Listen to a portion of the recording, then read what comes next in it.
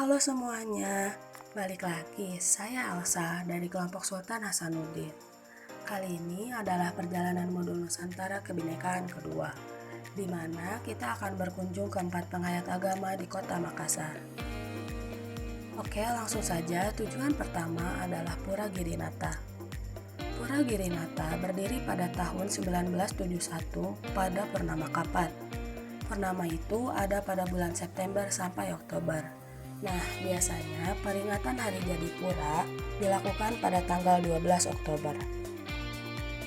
Arti nama Pura Girinata berasal dari kata giri yang berasal dari bahasa Sangsakerta yang berarti gunung atau bukit, yang seringkali merujuk pada tempat-tempat yang dianggap suci atau keramat. Dan kata nata memiliki arti tempat kelahiran atau kediaman. Nah, jadi secara keseluruhan, Pura Girinata dapat diartikan sebagai kuil yang terletak di lereng gunung atau bukit yang suci. Pura ini menyajikan kultur budaya Bali yang sangat kental, yaitu kearifan lokal bernuansa Bali di pura tersebut.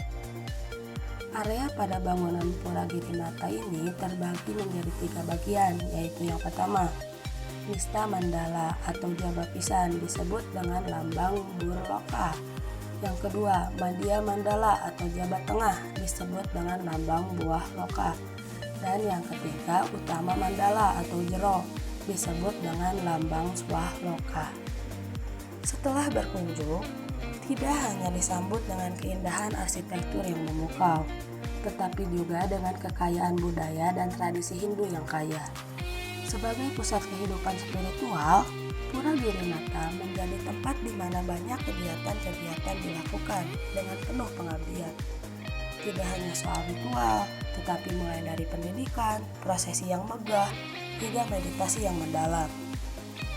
Salah satu tradisi yang dijunjung tinggi oleh umat Hindu di sini adalah saat perayaan Nyepi pada Hari Raya Tahun Baru Hindu, di mana mereka berpuasa total dan merenung dalam keheningan untuk memperbarui jiwa dan menghormati alam semesta. Selain itu, sikap menghargai terhadap agama lain dan toleransi mereka juga sangat tinggi. Mereka tidak hanya menjalin hubungan yang harmonis dengan komunitas lain, tetapi juga berbagi kegembiraan dan kesedihan dalam kehidupan sehari-hari. Setelah dari pura, selanjutnya, tujuan kedua adalah Gereja Immanuel. Salah satu gereja Protestan Indonesia bagian Barat atau GPIB ini adalah gereja dalam naungan PGI atau Persekutuan Gereja-Gereja di Indonesia. Dalam hal ini, Gereja Immanuel adalah gereja tertua di Makassar, berdiri pada tahun 1835 yang selalu diperingati setiap tanggal 15 September.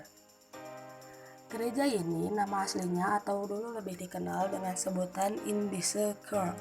Itu berawal dari jamaat atau gemeente yang didirikan dengan surat keputusan Gubernur Hindia Belanda pada 17 Oktober 1852. Jamaat ini merupakan bagian dari The Protestanes Kerk in Nederland-Indië atau Gereja Protestan di Hindia Belanda, atau yang biasa disingkat dengan Indische Kerk seperti yang saya sebutkan sebelumnya. Tidak hanya soal sejarah, baik itu sejarah gereja hingga organisasi-organisasinya. Di sini juga saya mempelajari bagaimana umat Kristen Protestan melakukan kegiatan dan beribadah di gereja ini, arsitektur serta pengelolaan dan juga struktur dari pengelola gereja. Setelah dari gereja, tujuan ketiga kita adalah Klenteng Syangma. Klenteng Syangma atau dikenal sebagai Klenteng Kamala Bayangkari. Klenteng ini memiliki sejarah yang kaya dan merupakan pusat kegiatan keagamaan dan budaya bagi komunitas Tionghoa di Makassar. Sejarah Klenteng Syangma dimulai pada abad ke-18 saat komunitas Tionghoa mulai menetap di Makassar untuk berdagang. Klenteng ini dibangun sebagai tempat ibadah bagi umat Konghucu dan Buddha, setelah sebagai pusat kegiatan sosial dan budaya bagi komunitas Tionghoa. Kelenteng Siangma memiliki arsitektur yang khas dan dengan didekorasi oleh tradisi Tionghoa, seperti patung-patung dewa, ukiran, dan lukisan-lukisan yang menggambarkan cerita-cerita mitologis. Kelenteng ini juga menjadi pusat perayaan bagi festival Tionghoa seperti Imlek dan Cap Gomeh. Selain sebagai tempat ibadah, Kelenteng Siangma juga berperan penting dalam mempertahankan identitas budaya dan nilai-nilai tradisional komunitas Tionghoa di Makassar. Kelenteng ini menjadi simbol keberagaman budaya yang kaya di kota Makassar. Nah, setelah dari Kelenteng Siangma, tempat terakhir yang kita kunjungi adalah Masjid Muhammad Cheng-ho. Masjid Muhammad Cheng-ho juga dikenal sebagai Masjid Cina atau Masjid Tionghoa. Masjid ini diambil dari nama Laksamana Cheng-ho atau Zheng He, seorang pelaut dan penjelajah Tiongkok Muslim yang terkenal pada abad ke-15.